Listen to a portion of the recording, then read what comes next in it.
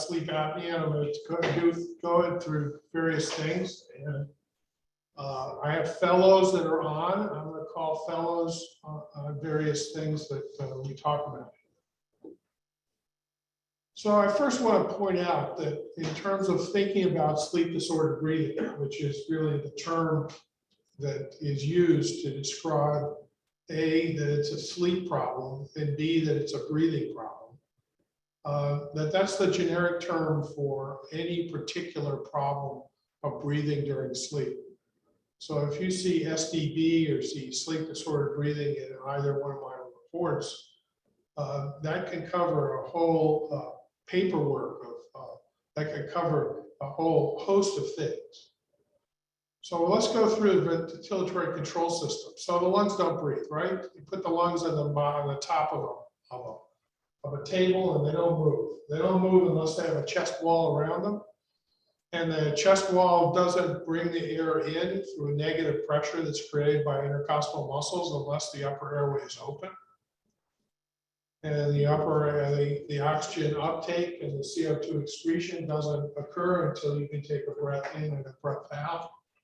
And oxygen delivery and CO2 excretion can't occur unless the circulation brings it around either out of the lungs and by the left ventricle or into the lungs from the right ventricle.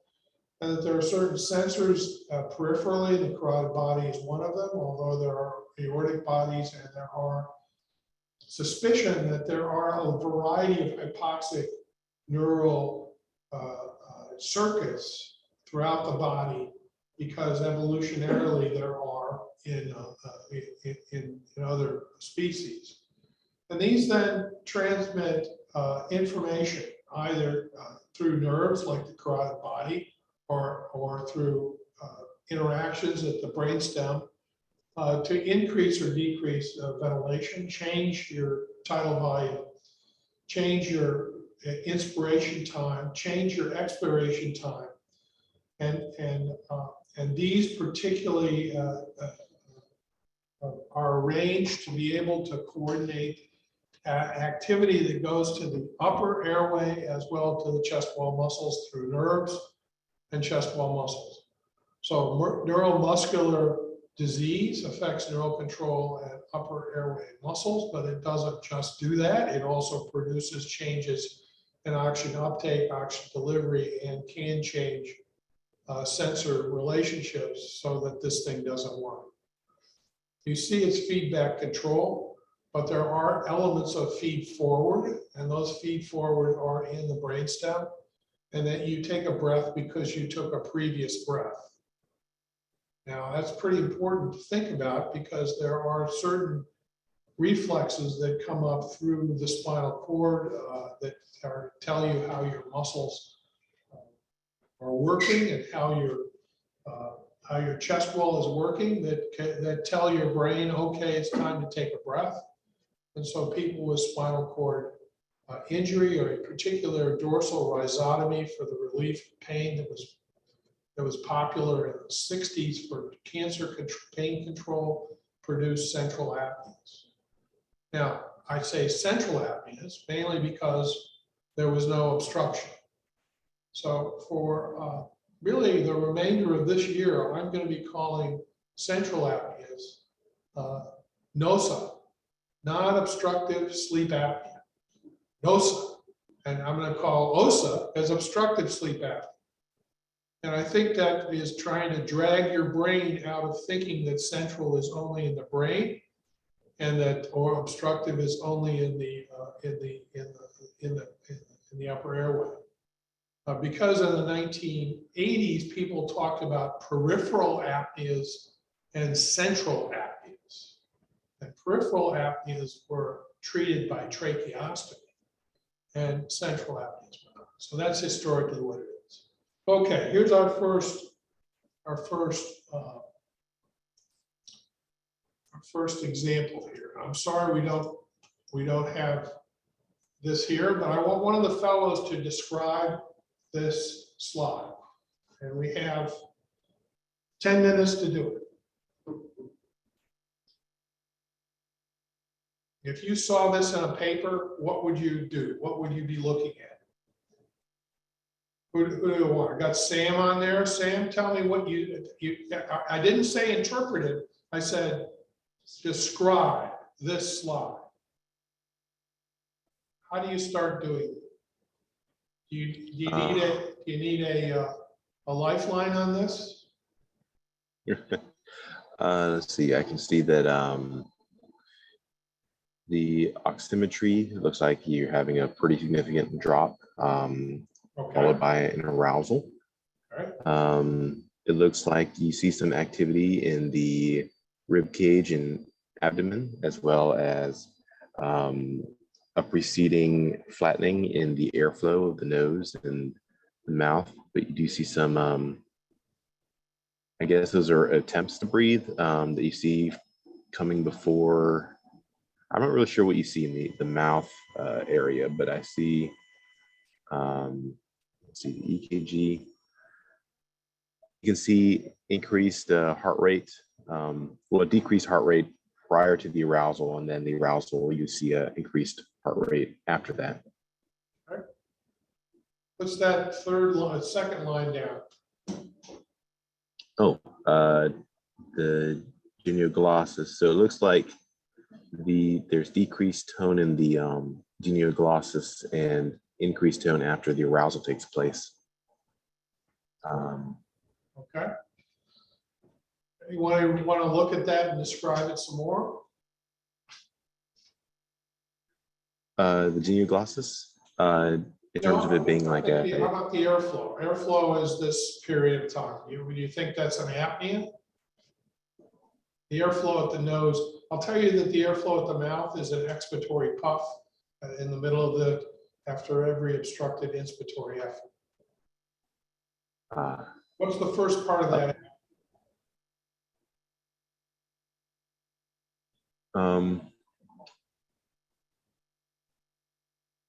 I would say, are you asking whether it looks like an obstructive versus non-obstructive? In terms, it looks like there's some effort that's being put in before the person arouses and then takes a breath. So it looks like it's an obstructive event. Okay, so we can go back from the arousal and say, this is abdomen and rib cage AP dimensions. These were used with sensors that sense distance that were placed on the rib cage and abdomen. So at that last effort before you took the arousal, did you find the rib cage went? How did it go? It went in, right?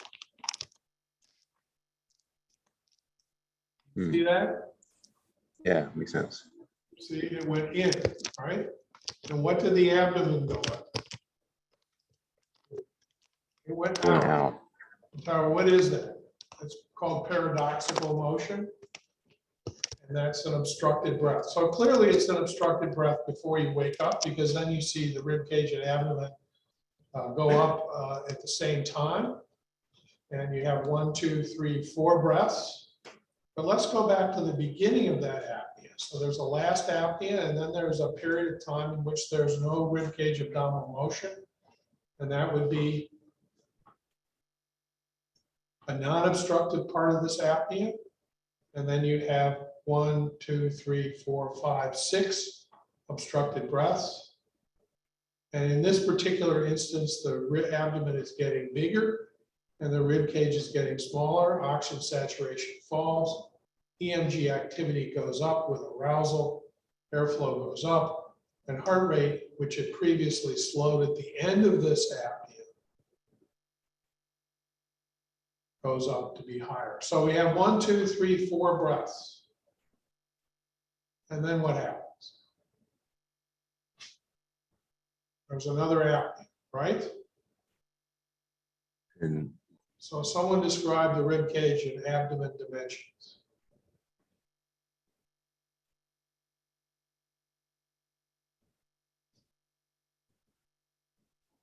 Hearing none? Moshi, what do you see? The rib cage and abdominal, that's what you're asking for? So at the beginning of the slide, so usually the way I was taught by Strohl et al. Was to start at the parameters on the left side and then read left to right and to interpret in that fashion. So if we're just looking at the rib cage AP dimension, abdomen AP dimension, the first thing is to note that directionality. So going up on the slide is bigger, it looks like, whereas downward would be smaller. So that's important to note. So initially you have, like you said, at the beginning of the slide, there's a breath where both the abdomen and rib cage are going in the same direction. And then there is flatten both the abdomen and rib cage, which connotes no respiratory effort. And then you see these smaller respiratory efforts that start. It looks like they're paradoxical even from the beginning. They start small. You're talking about the first apnea, right? Correct. And so they're paradoxical, and they are small and then get larger in quantity, or get larger as they go until they reach a point where you have, I guess you could describe as a hyperpnea or large excursion upward in phase excursion of the rib cage. And so that last breath, though, the rib cage gets smaller and the abdomen gets bigger, correct? The last obstructed breath in the first. Yes. Breath, right? Yeah. Right there. Can you show me that, please? No, in yourself. Can you breathe like that? Yeah. So it's, pardon the, I'll put this on. So No, there's no, also just breathe, just breathe. Make your rib cage go in and your abdomen go out. Come on, no, is that your abdomen or is that your xiphoid? This is my abdomen. No, it's your xiphoid. You don't put these things on your xiphoid, you put it on your belly button. So the rib, okay, so let's look at the last breath of the second apnea, right? What's happening there? The second apnea, there you have larger excursion of the rib cage and abdomen, but also paradoxical. Okay, so show me how that's done. Give me an example of that. Like show you? Yes.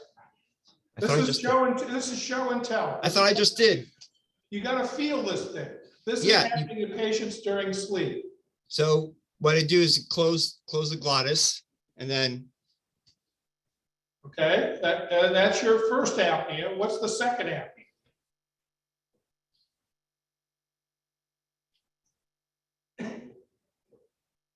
I mean, it looks like it's just increasing in. The rib cage gets bigger and the abdomen gets smaller.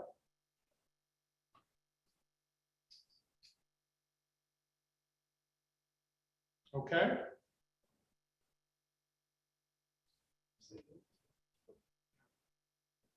Yeah. If you had it in front of you, you'd see that. If it was a snake, it would bite you on your PSG. Okay. Okay, and then and what that is that an abdominal paradox is, and a rib cage paradox is, okay? And rib cage paradox is seen in people with one apnea after another. It's pretty confusing, isn't it?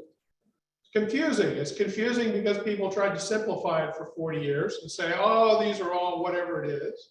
And then you have what? 1, 2, 3, 4 breaths. You have an obstructed breath in which the rib cage gets bigger and the abdomen gets smaller. And then you have a central event on the third apnea, and you see that the rib cage gets smaller and the abdomen gets bigger. So the paradoxical motion of the rib cage and abdomen, which we now measure with circumferential transducers to try to give you volume, is pretty important and should be one of the things you look at. Now let's go back to the other thing. So there are 3 periods of hypoxemia, right? And I said arousals, but when you'll see your EEG, you'll see arousal sometimes, 80% of the time. And you'll see a nadir in oxygen saturation. And that nadir of oxygen saturation, is that the cause of an apnea or is that the consequence of an apnea?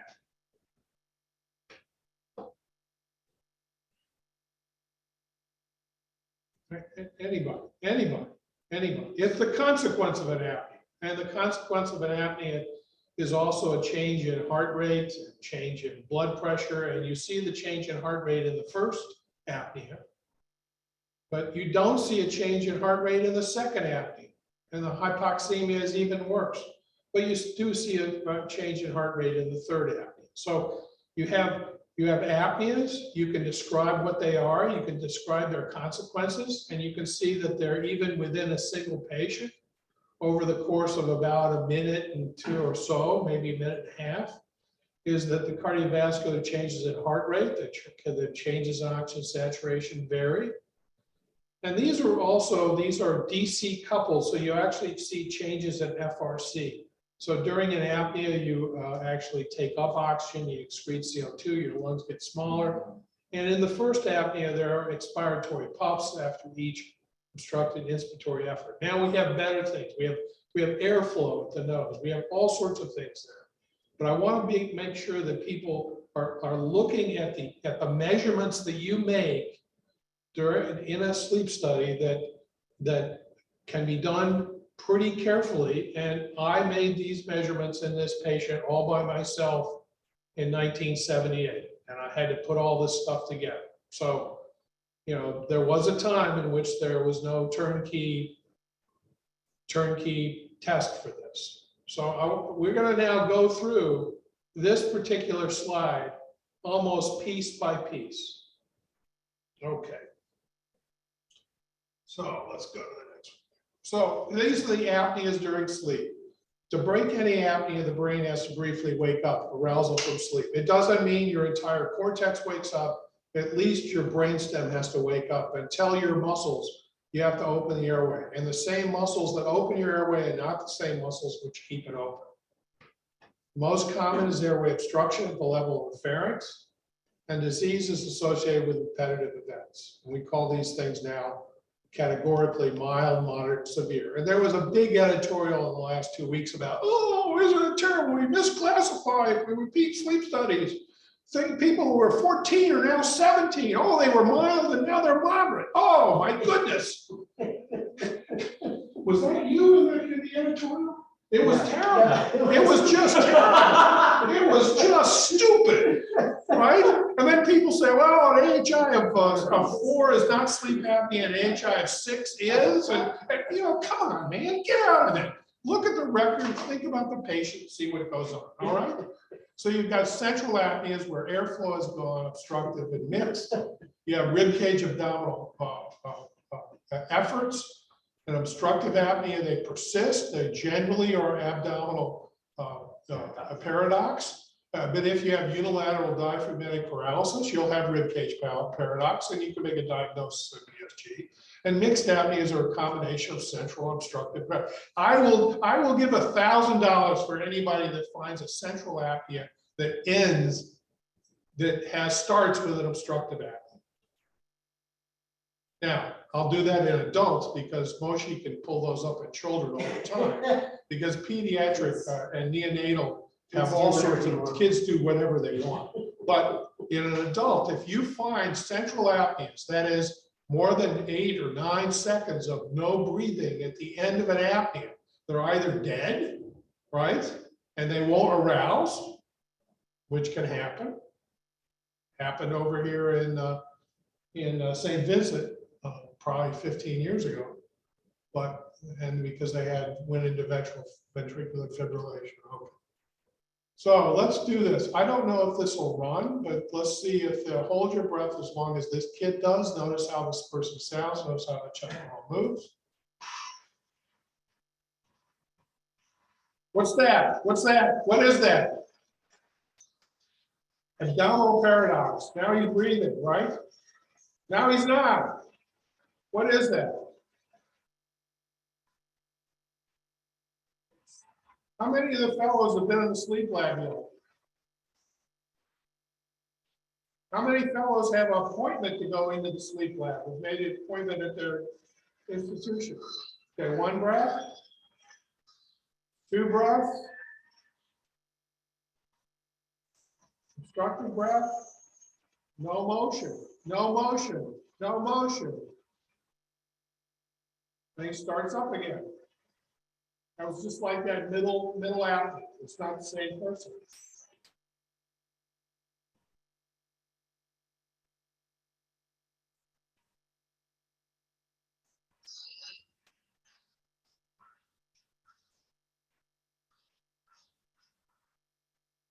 Hold your breath.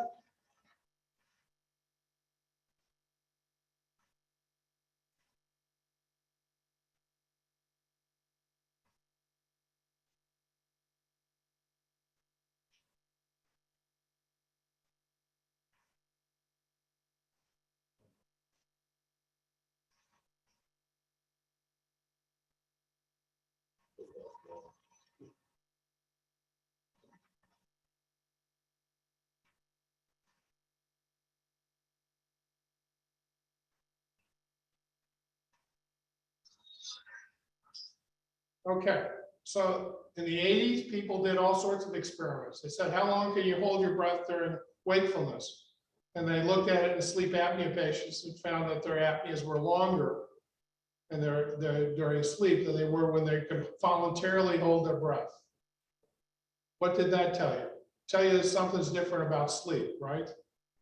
Notice they're holding their breath from FRC, and their FRC is falling during those things. So I think you need to sort of think about, what's going on. I think going to see a sleep study and looking at this and watching these things are important. All right. So this is John was asking which breathing pattern are you offering cash? Oh, good. Central apnea at the end of an apnea. It starts with an obstructive apnea. Right. Thank you. So here's another example. Can somebody describe it? Let's see, who's around? All the fellows are around. They just not. Pick another fellow. Ramon. Good morning. Yeah, describe this slide. Okay.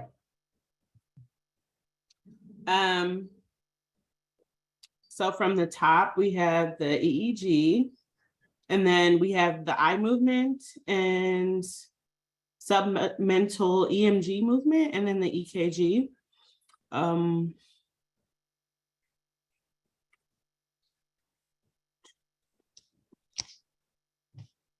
So it looks like things were okay, and then we had an apneic moment.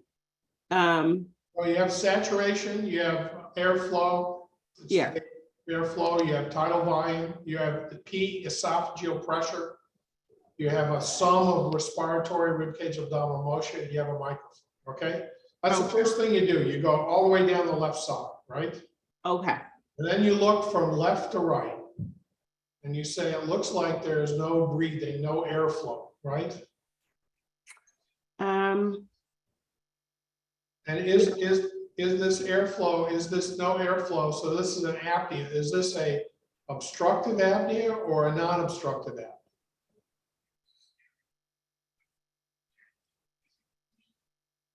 That depends on if we have like abdominal movement, right? Well, no, you have esophageal pressure inside the esophagus. Oh, esophageal pressure. So you got something even better because it detects it even when your ribcage abdominal motion doesn't do it. Okay, so EOG is esophageal. No, P10, P10. Oh, P10. So yeah, you do have some pressures. There's movement there. And And it'd be then obstructive. right, and then you make a big negative pressure, right? And then you recover with 1, 2, 3 breaths. And then what happens to the flow? Looking at flow. Flow is high, 1, 2, 3, and then it gets lower, and then it gets lower, and then gets absent. And then you have an apnea, right? Yes. And then you break again. What happens then? Do you see the EMG activity? What does that do at the beginning of an obstructive apnea? It's increased. At the beginning of an obstructive apnea. Correct. I guess it's trying to overcome and then fails. No, that's overcomes it when you breathe. When you're not breathing, it's absent.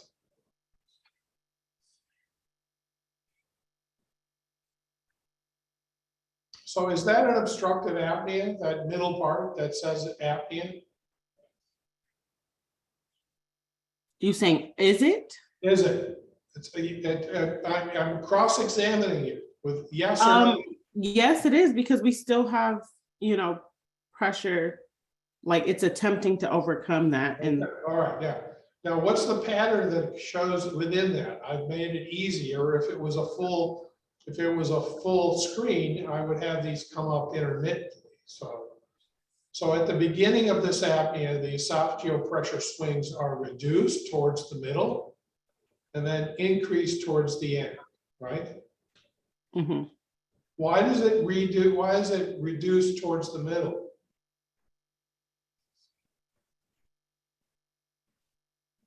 I'm not sure. Okay, so if your airway is closed and you're trying to make efforts and you make a strong effort and you make it less and less and less, right? Mhm. You could either be strangled, or in this instance, your respiratory drive is decreasing until your brain sits there and says, uh-oh, this is obstructive apnea, my oxygen saturation is starting to fall, I better start breathing. And then I have these things in which all the drama is like this guy had, which is at the end, because they open up their airway, all right? Okay. Now you notice there's not much change in heart rate in this particular person. So there's a lot of variations. Also, you can now see the arousals on the EEG. You can't see it this way, but if you're on your PSG, you want to be looking for that. You want to be seeing that. And this should sort of be your neural network. You should look at this and you should be able to sit there and go, wham, I know that this is obstructive apnea. And if you have ribcage abdominal motion, you know that the onset of an apnea is in the direction of reduction in drive. And if that airway did not obstruct, what kind of apnea would you have? Non-obstructive. Yeah, there you go. Okay, you start with that. No, some. No, some. No, sir. Okay. Okay, here's another example of the genioglossaal EMG. You see that this is a good flow, This is flow limitation. It's reduced in both its tonic and phasic activity. And also you see the timing of the genioglossus relative to the esophageal pressure is changing throughout this entire apnea. So it is a neural control of not only the amplitude of the EMG, but the timing. And then you have this this period of time when you recover from it. All right.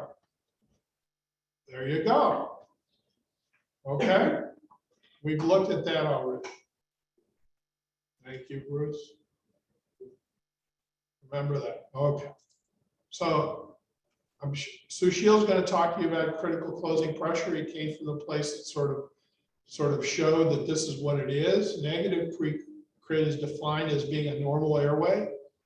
A normal airway because there is a dilating force on the airway that keeps it open. That was the original description of it.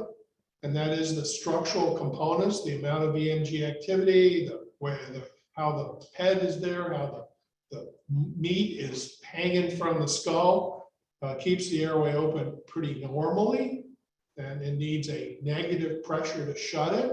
And a positive pressure is what happens in apnea, and that you need a positive pressure to open it up. Because the forces around that collapsible segment of the airway is somehow collapsible. And you could say, well, it's maybe fat, okay.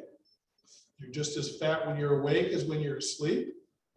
You've got the same place, same stuff there. Now, Denise is pointing out that fat at body temperature is liquid. So maybe when you lie down, it wraps around your airway more than when you got a fat tongue from an autopsy study of sleep apnea.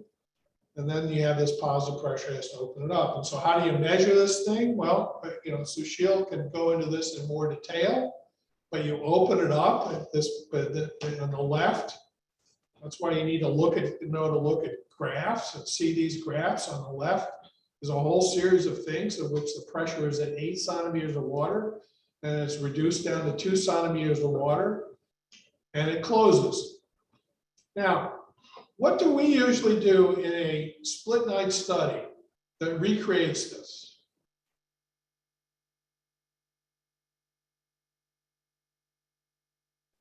Everybody's heard of CPAP, right? No? Is there anybody that hasn't heard CPAP, continuous positive airway pressure? No? Okay. So you sit there and you say the airway closes, and the airway is closed, and you put on CPAP, and you put it on 2, and they still have apneas. You increase it to 4, they may have a little flow limitation. You have at 6, their peak flow is a little bit higher. 8, their peak flow goes up, and in this instance, it has 8 as the highest, but actually you'll get to a point where there's a plateau. And that's where people are breathing regularly. And this is shown on the right, in which the pressure at the nose is 1 and you're obstructed. At 3, you have a little flow limitation. Then at 5, you have 45, you have flow limitation, and at 8.5, you have peak flow. And I would challenge both the attendings and the fellows to take a split night study in which the person's in the same position. And instead of having flow as a numeric flow, that is, some sort of quantitative number, you say the percent of maximum. And you do the maximal flow, which is on the x-axis or y-axis. It's the y-axis. And then you have the pressure is on the horizontal axis. And you can determine the peak crit from a split night study. It's a little secret. Have you ever seen it described? Not doing it that way, but right, there's only one thing you just have to do, make sure it's an obstructed breath. That's Yeah. right, because you could have a central breath that has. Yeah.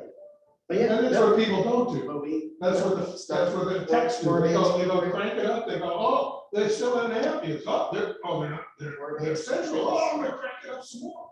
Poor man's peak crit is not. A poor man's peak crit. You can get the peak crit. So do you know what the peak crit is? Now, it's harder to get it if they're on CPAP. It's not impossible. So I wrote a paper on that. But you can all measure peak crit. And if the peak crit is really high, you probably have a fairly severe obstructive sleep apnea. So on the left is a slide. I think it comes, what dropped off was the references. This is from Johns Hopkins, in which it took a bunch of people who are normal, snorers, upper airway resistance syndrome, obstructive hypopneas only, obstructive apneas, a lot of them, and you see the peak crit. So the peak crit is up there about +3 in the obstructive sleep apnea. It's down there at -12. Now, why is it -12 in normal people? How do I do that?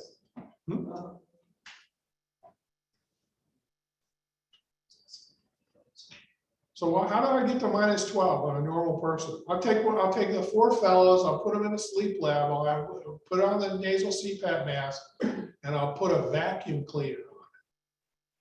Continuous negative airway pressure. And I can collapse their airway. I can produce obstructive sleep apnea in a healthy person by sucking in their airway. Now, what's on the right is something from a sono. There it is. That's Gilpin. That's Sono et al., who took people with neuromuscular blockade and measured peak crit, normal, mild obstructive sleep apnea, and moderate obstructive sleep apnea. And the point here is that there is a neuromuscular mechanism present in healthy people that keeps the airway open during sleep that doesn't happen with neuromuscular blockade. But it's interesting that the peak crit in obstructive sleep apnea is about -3, and if you take moderate obstructive sleep apnea, you do neuromuscular blockade, and you do this peak crit measurement in anesthesia, it's about the same. So now you know that the onset of an apnea is a reduction in drive, and it goes to a point where the airway collapses, and if it doesn't collapse, it's called a non-obstructive apnea. And so you have a mixed apnea, which is a non-obstructive apnea followed by an obstructive apnea.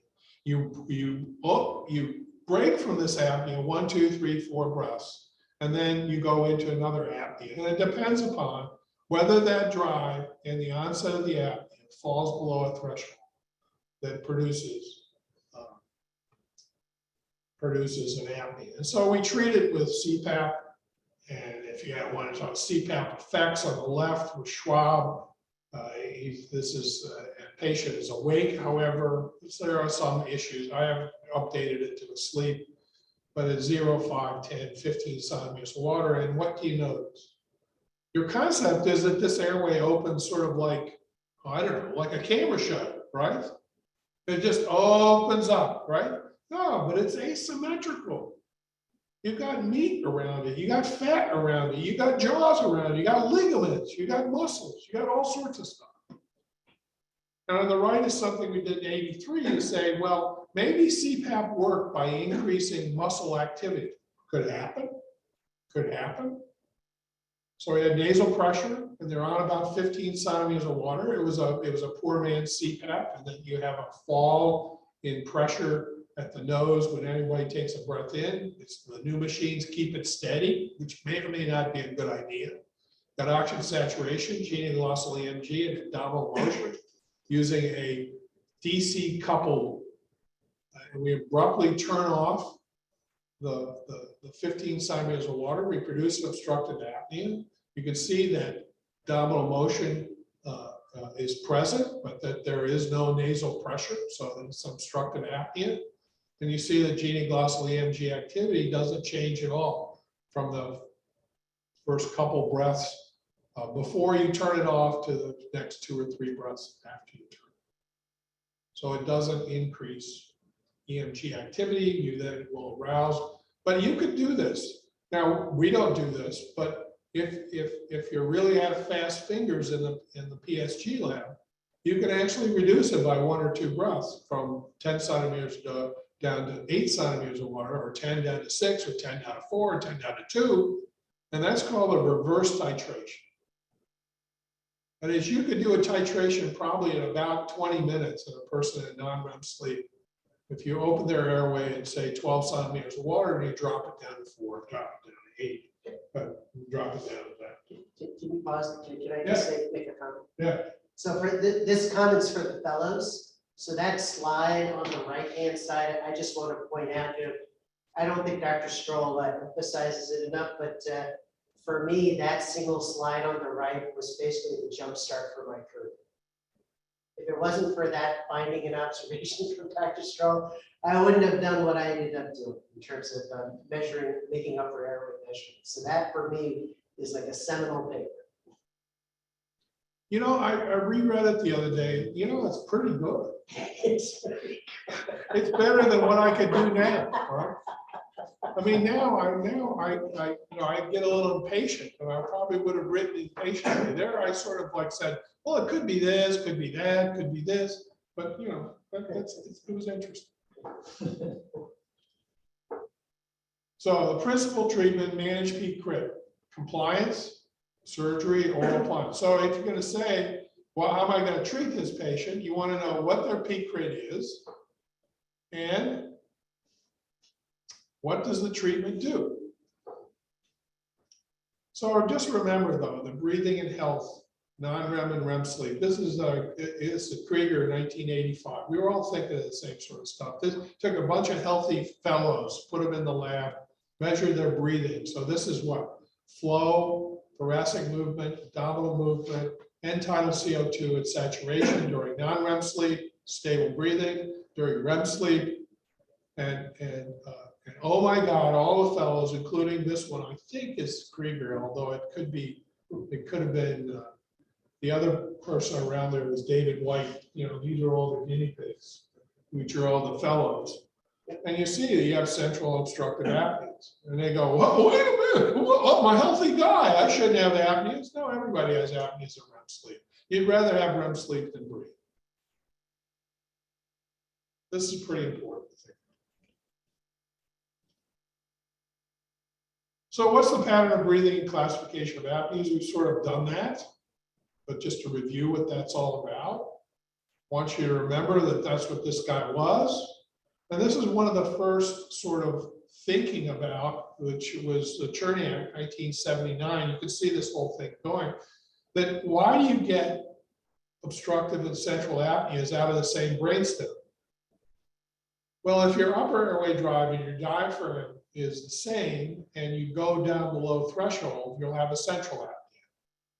But if your upper airway has a greater fall below that threshold, you'll have an obstructive apnea because the diaphragm keeps going.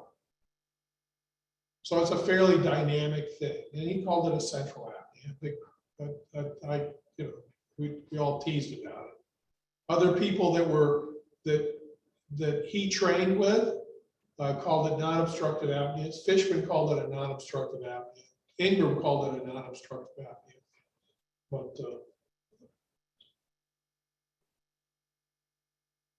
so the idea is what you have, this is an interesting thing that Lynn put together, is repetitive apneas are apnea, recovery, airway narrowing, apnea, airway reopening, recovery. It's ventilatory arrhythmia.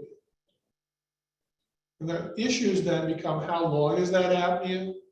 What's the interapneic threshold? And what you would like to treat is you'd have them recover from their apnea and no longer re-enter into an apnea, right?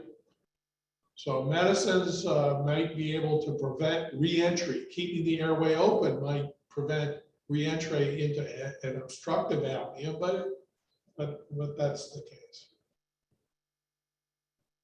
These are, I think, conceptual things that are important to think about. So, emergent central apneas after treatment with CPAP. In this particular instance, I think the CPAP was 3 centimeters of water. This was a time in which you could really put it in. So you took their obstructive apneas, you got rid of them, and what do you have? Current central apnea. So that's the Cherniak idea. And his was EMG activity. He measured dogs, we measured humans in the 80s, but it's really the mechanical properties of the upper airway. It doesn't collapse at the start of an apnea, which occurs or hypopnea, which occurs in the setting of reduction and drop. I'll show you another example in a second, which is interesting. Here's another pretty interesting example from same patient in Montreal. This is Bradley's group. And what you have is the first quarter of the night, you have obstructive apneas. Second, last quarter of the night, you have recurrent central apneas. So this drives people nuts, right? It's a heart failure patient. It has obstructive apneas. Oh, now it has central apneas. Now, what's interesting is they thought that it was because the PCO2, which is normal at 42, then got driven down to 40, and they had an apneic threshold because they got throughout the night with these repetitive apneas. They increased their norepinephrine levels, they increased their loop gain, and so loop gain is not a static thing that occurs only throughout the entire night. It changes throughout the night as well. Everybody got that? The first one is obstructive. The second one is central. No rib cage, no emotion, no. Both of them have no title. And you notice this, how you go into an apnea. Look at that. You see that in the sleep study all the time. And what's the difference between this and the one I showed you where they had only 4 breaths? What's the interapneic interval? What determines that interval between apneas? Because if I increase that interapneic interval, say to 40 minutes, I would have treated sleep apnea. And as you go into the recovery phase. So there you go. See, this one only has 1, 2, 3, 4 breaths, and then gets down, goes into it. So hypoxemia, what's the consequence? This is an interesting one. This is what Maggie Eunice pointed out. You have baseline flow, you have baseline, this is non-REM sleep. You're breathing along pretty well for almost 30, about 15, 20 breaths. You got a little wibble. See that little wibble right in here, this little kind of thing in here? Who knows really what happened there? Maybe this was an arousal, but the guy didn't change position, didn't change anything. Then it's sort of like that kind of said, throw off their stride a little bit, right? Sort of like hitting you're running along, doing really well, and then you hit a little pothole and you start to wobble a bit, and then all of a sudden, boom, that didn't feel right. And then you have 1, 2, 3 breaths, and you go into an apnea, which looks like it's central. And then you start having these recurrent events. And then you get back down into it. So Magny Yunus pushed the field to sit there and say very little things can push you from stability to instability. And if we could find those little things that do it, we might be able to be a little more, not meatball it with CPAP or surgery or oral appliance, or Inspire or Bongo or LTAP or CNAP or all that stuff. Okay, so we go back to this. This is the first example of baseline in CPAP coming from Colin Sullivan. Here's the night without CPAP. Here's the night for 12 centimeters of water. So that's the hypoxemic event. The burden of untreated OSA, odds ratio of having these things of risks. So it needs to be updated. It's an older study. It's interesting. Mild, the idea about treatment reduces cardiovascular mortality. This has not been really borne out by a lot of things because the adequate CPAP treatment may reduce the risk. The most recent study in which it showed that people who stop CPAP have a greater degree of hospitalization, have a greater degree of heart failure in 2 years, probably is the way to do it. So that's the hypoxemia. It's intermittent hypoxemia, and you got these models of intermittent hypoxemia. You got these changes here of hypoxemia and heart rate. All right. So if you had an oximeter and you had heart rate, you couldn't tell if they had obstructive central apneas unless they sort of had these periods of bradycardia, which doesn't occur very often in central, non-obstructive apneas. Genetic underpinnings are complex, as you might think. Genes go to protein cell systems, loop gain, peak current apneas. It's a complex disease, means that no one factor is necessary or sufficient. No one gene is necessary or sufficient, although we did find ApoA2 in the mouse. Inheritance shows if you have one patient in the family, you're likely to have 1.5 odds ratio, find another 2, 3 goes up. It's not enough to test everybody. These are now the phenotypic traits that people are now talking about. Small collapsible airway that determines whether or not you have obstructive or not obstructive apnea. Ventilatory control, which says what's your loop gain, what's your chance of going into another apnea and coming out of that apnea and going into another one and coming out of it, going into it. Pharyngeal muscle response, that is, if your muscles responded to your first apnea and kept it up, you'd have gain reflex, and arousal thresholds are important. So these are all the different things that these get to. The ventilatory control is probably the interapneic interval, the pharyngeal muscle recruitment, it doesn't happen. And arousals are the ones that wake up people. So that's really what I wanted to show. I wish I had the full screen on this because I have the kind of dynamics on it, but I think that's what I wanted to go through and sort of tell you that when you start looking at PSGs, you're going to be looking at a lot of stuff. Here's the risk factors by history. I've shown you this. Remember your risk factors for this patient: Caucasian, head form, obesity.